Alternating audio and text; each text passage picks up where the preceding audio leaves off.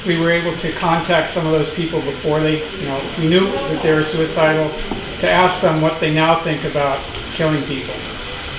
So if they had another choice, would they then go back and say, you don't want to go to war? Cool. Yeah, no, there's a very high rate of GI suicide. I mean, contacting them and getting a few of them to talk about it. Domestic abuse, all of these things, it's a much higher rate, among active duty service and vets and police officers than the rest of the population. Absolutely. So this would be a good way of convincing some of the kids that are being heavily recruited in high school.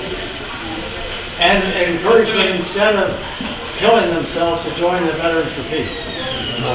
Alright, so we're about to close it out. I want to remind people, David, who's going to say one more thing, is in the house. He's the filmmaker, and he was a little bit,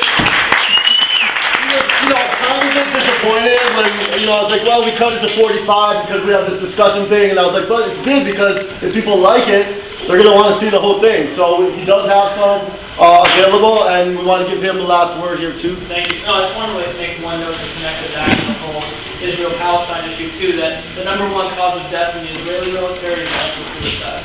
So this is not just an American military situation. At any time you put young people in these sorts of really traumatizing situations, whether you're an occupied or unoccupied, whatever side of the fighting it is, you have the same kind of consequences. So that's one thing that. Alright, cool. So people, we're going to wind down here with Tristan, but people should be encouraged to talk to David after, finish any food. We really want to thank all the people who worked on food. Really appreciate your background. We also want to thank the holdout, and people can, if they haven't donated yet, can give Autumn money at the desk on the way out. That'd be great. And so we just want to close out with Tristan, and he doesn't really want to use the mic, but I think people will hear better. And so Tristan, my final question is, how has your life changed since the shooting, and what do you want people to leave with as like the lessons of your life from being an international solidarity activist? What lessons have you learned that you want to impart to people before they walk out of the room? Well, it's kind of a big question. We'll start wherever you want and finish wherever you want. Well, I mean, my life has definitely changed because the high-velocity rocket-propelled tear gas grenade that hit me in the forehead. I mean, you could say, well, it's little. It was only like a postage stamp or quarter-shaped part of my skull that got shattered and smashed into my brain.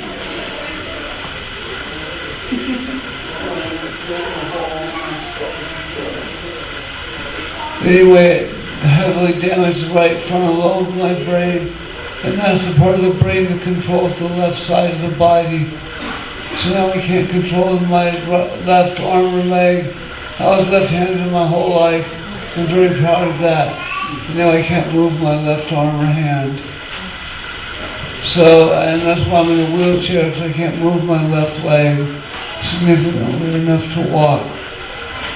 And what lessons in your life from being like an international solidarity activist would you want to share with people before they leave?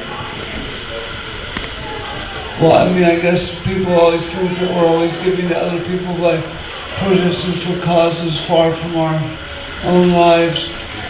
I think I've gained such a richness from the connections I've made that to me it's really been worth it, even this new state of not being able to walk, which is really frustrating. But still, I guess I would do it all over again if I had a choice.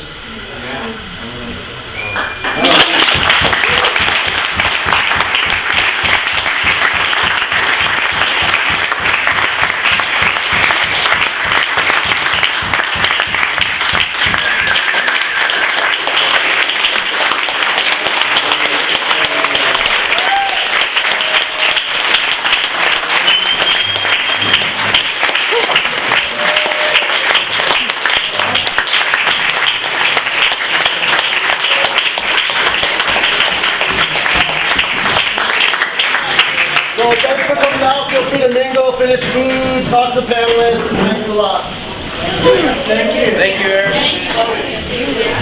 Does anyone